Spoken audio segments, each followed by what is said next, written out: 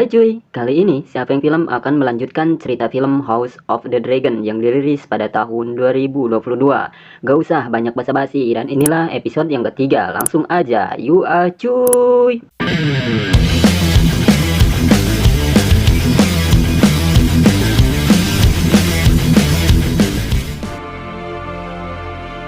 Di awal film, kita diperlihatkan sebuah kehancuran akibat dari peperangan antara Daemon dan Kragas Drahar. Di episode ketiga ini, diceritakan waktu berlalu dengan cepat, bahwa Daemon kini menyerang kelompok dari Kragas Drahar sudah menginjak ketiga tahunnya. Di sana terlihat pula Kragas Drahar yang sedang menyiksa salah satu tentara Daemon yang tertangkap. Tiba-tiba saja muncullah Daemon dengan mengendarai naganya yang bernama Sarakes, menghancurkan para musuhnya dengan semburan api yang sangat panas. Sarakes pun turun untuk menyerang, sementara pasukan dari Kragas Drahar mundur bersembunyi ke dalam sebuah goa.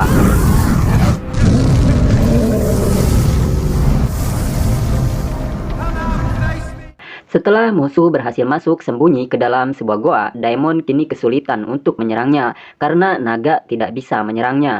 Tiba-tiba Daemon diserang oleh pasukan Kragas dengan sebuah panah yang membuat naganya merasa kesakitan, dan begitu pun dengan Daemon. Di sana terkena sebuah anak panah yang membuatnya lari untuk menghindar. Sementara di tempat lain, Viserys sedang merayakan anak pertamanya yang sudah menginjak usia 2 tahun yang bernama Aegon. Di waktu yang sama, terlihat Lord Robert Hightower yang sedang membicarakan Aegon, yang dimana di usianya yang baru 2 tahun, tapi sudah diistimewakan raja bagai seorang raja. Di sana ia mengatakan bahwa ia akan tumbuh, kemungkinan akan menaiki tahta karena ia anak laki-lakinya yang pertama. Namun si Otto tidak merasa yakin bahwa cucunya bisa menaiki tahta menggantikan Rhaenyra karena raja sudah berjanji kepada Rhaenyra bahwa tidak akan menggantikan kedudukannya. Kemudian datang salah seorang yang bernama Tyrion melaporkan kepada raja bahwa Stepstone sedang darurat. Corlys meminta bantuan kepada raja untuk mengirimnya pasukan bantuan karena Kragas Drahar bersembunyi di dalam sebuah goa sehingga naga tidak bisa menyerangnya. Apalagi kini tentara bayarannya sudah mundur beramai-ramai. Namun raja malah mengatakan untuk menunda laporannya untuk 3 hari karena menurutnya itu bukan waktu yang tepat. Viserys malah menanyakan di mana Rhaenyra karena dari tadi ia tidak melihatnya ikut dalam pesta. Tyrion rupanya masih tidak putus asa dan terus mencoba meyakinkan raja agar segera memberikan bantuan karena prajurit perang di sana mengalami pengurangan besar dan terlihat benih pertikaian dengan prajurit Corlys karena Daemon terlalu keras memerintahnya.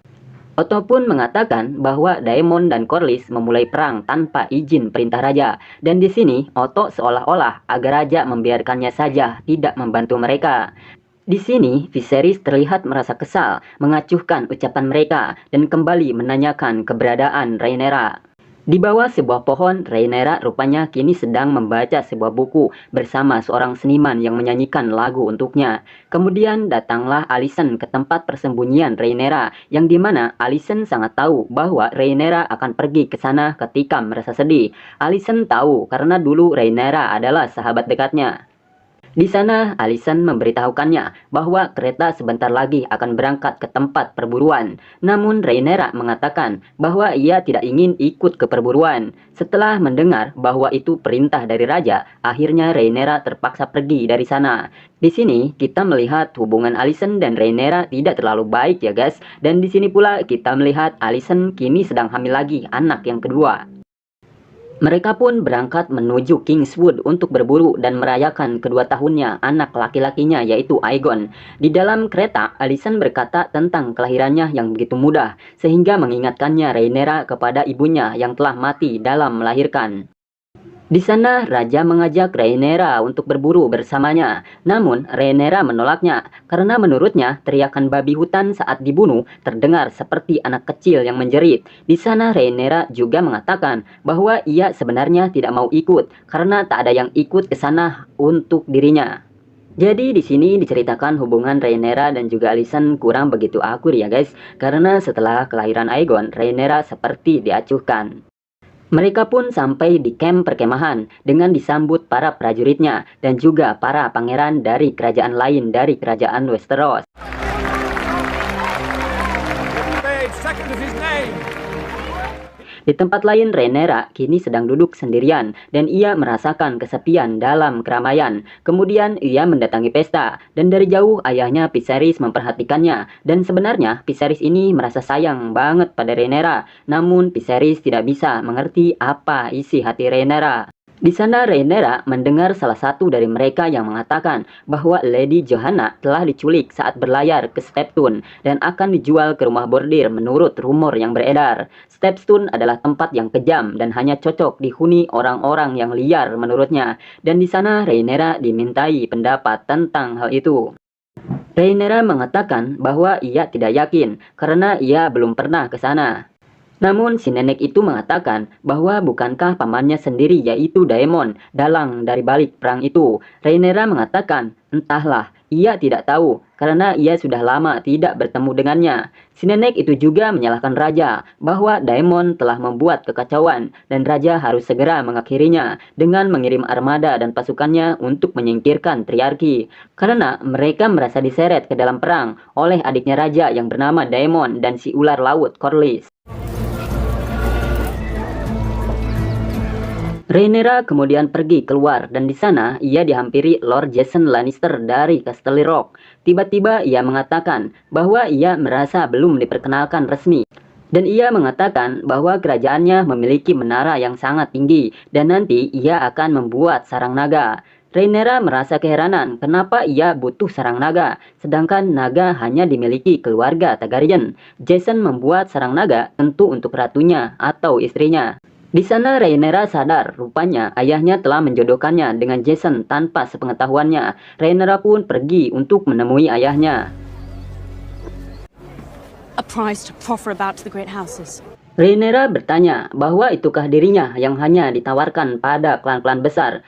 Menurut Viserys bahwa Rhaenyra kini sudah besar dan ia harus segera menikah dan Jason pasangan yang cocok untuknya. Rhaenyra tidak mau karena menurutnya Jason orangnya arogan dan sombong. Namun Viserys mengatakan bahwa itu sama seperti diri Rhaenyra. Viserys selalu mencoba membahas pernikahannya, namun Rhaenyra selalu menolaknya. Di sana Rhaenyra mengatakan bahwa ia tak ingin menikah, sehingga Viserys menjadi sangat marah. Bahkan dirinya tak bisa menolak tradisi dan tugasnya.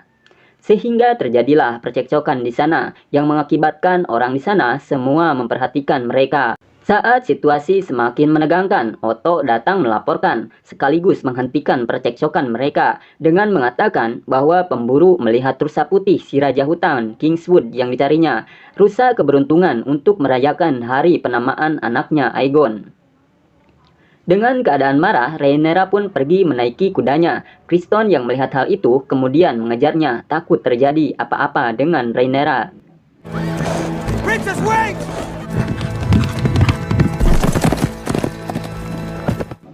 Criston berusaha untuk menghentikannya, dan untung saja ia berhasil sebelum Rhaenyra tercebur ke dalam sungai yang dalam di depannya. Criston bertanya, "Putri Rhaenyra ada apa?" Rhaenyra mengatakan bahwa ayahnya menawarkan dirinya pada Jason Lannister, dan ia bertanya apakah ia hanya dimanfaatkan untuk itu. Rhaenyra pun lalu mengajak Criston memasuki hutan Kingswood walaupun sudah terlalu sore. Rhaenyra bertanya apakah Criston sudah menikah. Criston mengatakan bahwa masa mudanya dihabiskan dengan petualangan dan ia bisa menikah sebenarnya sebelum daftar masuk menjadi abdi kerajaan. Di sana, Rhaenyra mengatakan bahwa Criston beruntung bisa bebas menentukan hidupnya sendiri. Sedangkan ia, walaupun putri Dragonstone, tapi ia merasa tak berdaya. Namun Criston mengatakan bahwa ia cukup berkuasa karena belum lama ini ia telah memasukkannya di catatan buku putih dan raja menjadikannya pengawalnya. Dan itu kehormatan bagi keluarganya yang rendah. Ia sangat berterima kasih karena itu berkat Rhaenyra. Di tempat lain, pengintai menemukan jejak rusa putih yang diburunya. Your Grace. How far? They're dropping. My best scout spied him. Salah satu dari mereka mengatakan bahwa dahulu sebelum naga menguasai Westeros, Rusia Putih merupakan simbol bangsawan di tanah Kingswood di hari itu, terutama hari ini. Namun Otto mengatakan bahwa ia tidak mengenal tahayul.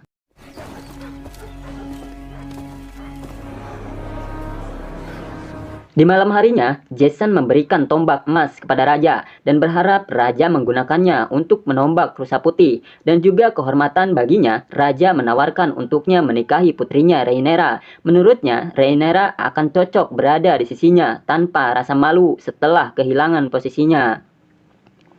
Raja terlihat tersinggung dengan ucapannya. Posisi apa yang Jason maksud? Di sana, Jason mengatakan posisi jika Aegon putranya dijadikan pewaris. Ia dan yang lainnya berasumsi bahwa Aegon putra pertamanya yang nanti akan menggantikan Rhaenyra. Di sana, Viserys terasa kesal sekali karena ia menjadikan Rhaenyra pewaris tahta tidak sembarangan. Ditambah kini ia sedang mabuk, sehingga Viserys berasumsi juga bahwa ucapan Jason seolah ia baru saja melaporkan bintik-bintik pemberontakan kepadanya. Viserys lalu menanyakan kepada Otto pendapat perjodohannya Rhaenyra dengan Jason, karena ia baru sadar ternyata Jason menurutnya arogan seperti perkataan Rhaenyra.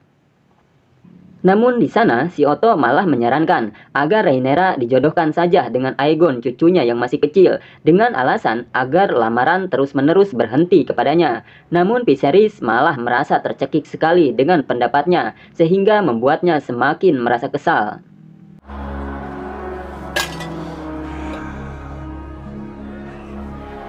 Kemudian datanglah Sir Lionel Strong yang melaporkan bahwa salah satu bawahannya mengejar putri Rhaenyra dan berharap Criston kini bersamanya. Di sana Viserys terlihat kesal sekali karena ia adalah penguasa yang hebat, namun ia tidak bisa mengatur putrinya sendiri Rhaenyra yang masih berusia 17 tahun, yang sangat keras kepala. Lionel kemudian bertanya apakah ia boleh memberikan pendapat. Karena Viserys kini keadaan mabuk, ia malah menebak apa yang akan dikatakan Lionel dan mengatakan bahwa ia pasti meminta agar Viserys menjodohkan Rhaenyra dengan anaknya. Rupanya raja salah. Di sana Lionel menyarankan agar raja menjodohkan Rhaenyra dengan anaknya si ular laut Corlys yang bernama Ser Laenor yang kini sedang bertempur di Stepstone agar hubungan mereka kembali membaik. Namun seperti biasa, saran dari Lionel tidak digubrisnya dan Viserys malah berlalu pergi. Di tempat lain, Criston meminta putri Rhaenyra agar kembali ke camp karena raja pasti mencemaskannya. Namun Rhaenyra merasa nyaman di sana dan malah berkata biarkan saja raja mati cemas jika raja mau. Namun tiba-tiba kuda meringkik menandakan ada sesuatu yang datang. Criston pun waspada memeriksanya. Namun tiba-tiba Rhaenyra pun diserangnya, namun untung saja Criston bergerak cepat membunuh si babi. Rupanya babi itu belum mati, sehingga Rhaenyra pun meluapkan kekesalannya dengan menusuknya terus-menerus, sehingga darahnya terkena seluruh tubuhnya. Raja yang sedang merasakan kesedihan dan kekesalan kini dihampiri Alicent menanyakan apakah semua baik-baik saja. Raja berkata ia melindungi tahta dari Daemon dan diberikan kepada Rhaenyra. Rhaenyra kebahagiaannya, raja menobatkannya karena cinta, karena raja tidak lagi percaya dengan mimpinya. Raja memberitahukan bahwa saat Rhaenyra masih kecil, raja bermimpi melihat Rhaenyra seterang cahaya. Bayi laki-lakinya mengenakan mahkota penakluk, sehingga ia ingin mewujudkannya dan terus bekerja keras mewujudkannya, hingga obsesinya membunuh Aemma istrinya untuk mewujudkannya memiliki anak laki-laki. Raja pikir dengan menobatkan Rhaenyra adalah cara menghilangkan duka dan penyesalannya. Namun rupanya itu salah. Ia menobatkan Rhaenyra karena dulu ia pikir takkan menikah lagi, apalagi memiliki anak laki-laki dari Alicent.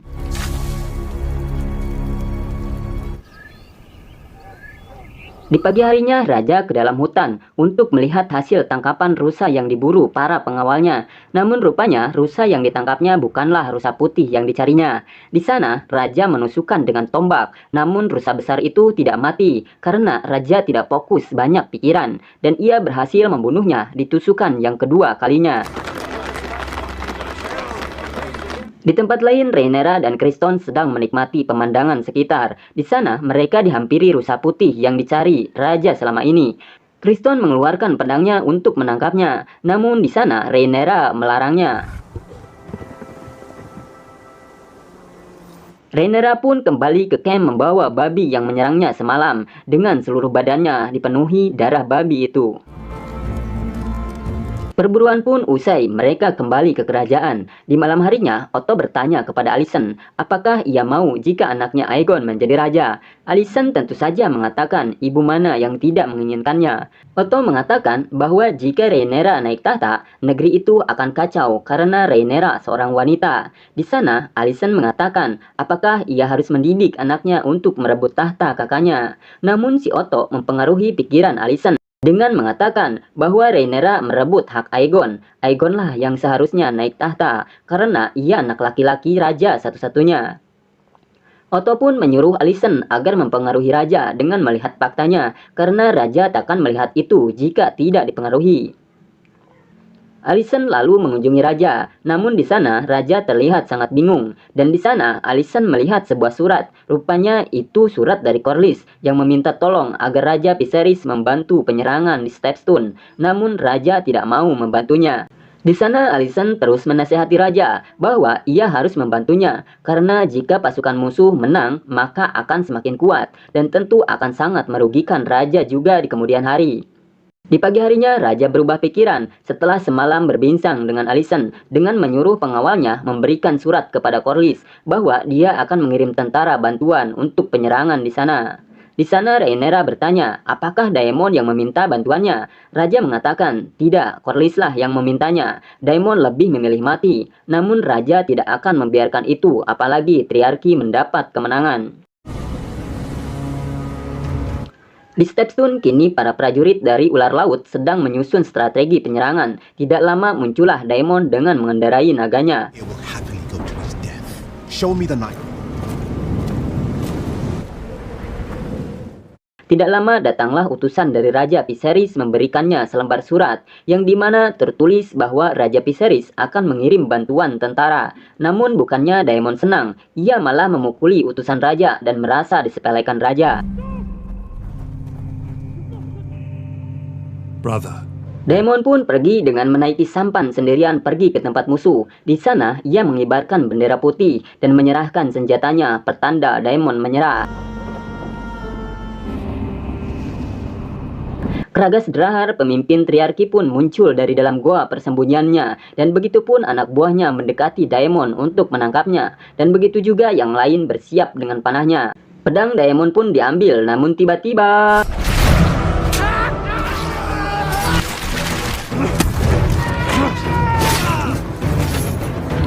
rupanya Daemon hanya berpura-pura menyerah. Ia pun berlari dengan sabetan pedangnya untuk menyerang Kragas Drahar pemimpinnya dengan dihujani anak panah. Mengetahui Daemon yang susah dikendalikan, Kragas pun mengirim anak buahnya dari dalam goa untuk keluar menangkap Daemon. Hingga ia pun akhirnya terkena serangan beberapa panah yang mengenai tubuh dan kakinya. Dan ia pun bersembunyi untuk menghindari panah yang begitu banyak menyerangnya. Di sana, Kragas tentu saja merasa khawatir dengan naga yang kemungkinan akan menyerangnya. Sementara seluruh pasukannya sudah berada di luar untuk mengepung Daemon yang sendirian. Ketika semua musuh sudah berada di luar mengelilingi hingga tiba-tiba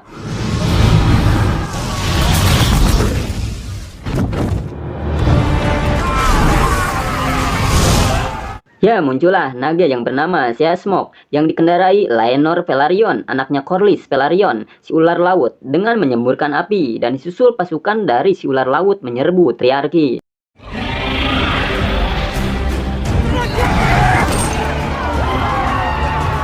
Daemon pun berlari ke dalam goa untuk menangkap si Kragas Drahar, sedangkan Seasmog masih membabat musuh-musuhnya. Begitu juga pasukan dari si ular laut masih membabat musuh-musuhnya.